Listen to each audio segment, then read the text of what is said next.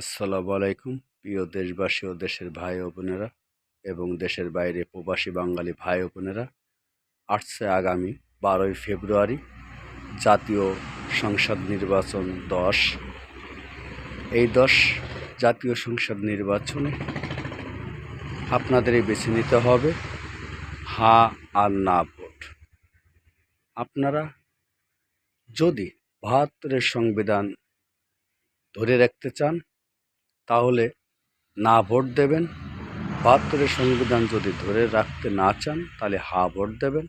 সেটা আপনাদের বিবেকের ব্যাপার। আপনারা দেখেছেন আগামী সরকার যে সরকারের দেশের থেকে খেদায়েত দেওয়া হয়েছে সেই সরকারের আমলেও দেখেছেন, এই ডক্টর ইউনূস সরকারের আমলে দেখেছেন এলসিপির নেতাকর্মী এবং জামাত ইসলামের নেতাকর্মীরা যা করছে দেশে আপনারা ভালোই জানেন।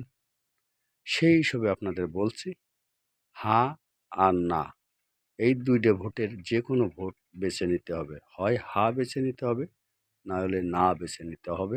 সেটা আপনাদের বিবেকের ব্যাপার। তাই এই ভোটের মাধ্যমে ৮২-টে সংবিধান আছে।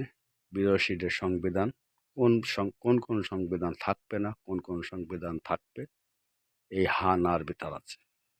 তাই আপনারা সবাই নার পক্ষে ভোট দেবেন না হার পক্ষে ভোট দেবেন সেটা আপনাদের বিবেকের ব্যাপার।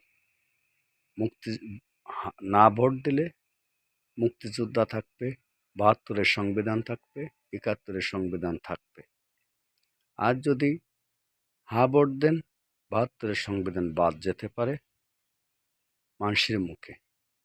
এখন মানুষের মুখে মুখে হয়ে গেছে হা আর এই না ভোটের ব্যাপারে। কেউ বলতেছে ৭২-এর সংবিধান থাকবে না, কেউ বলতেছে ৭২-এর সংবিধান থাকবে।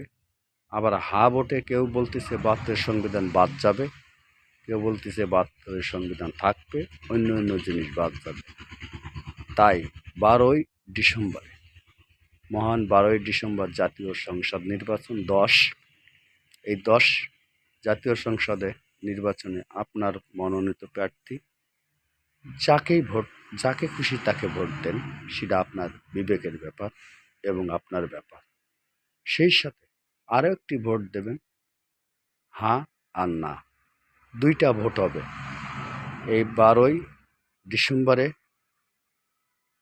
ডিসেম্বর জাতীয় সংসদ নির্বাচন 10। এই 10-এ দুইটা ভোট হবে, একটা হচ্ছে হা আর না, আরেকটি ভোট হবে মার্কার। তাই আপনারা বেশি বেশি করে মনোযোগ দিয়ে ভাববেন কোন মার্কায় ভোট দেবেন, কোন মার্কায় দেবেন না। আবার হা দেবেন না দেবেন সেটা আপনার ব্যাপার। ধন্যবাদ সবাইকে। আসসালামু আলাইকুম।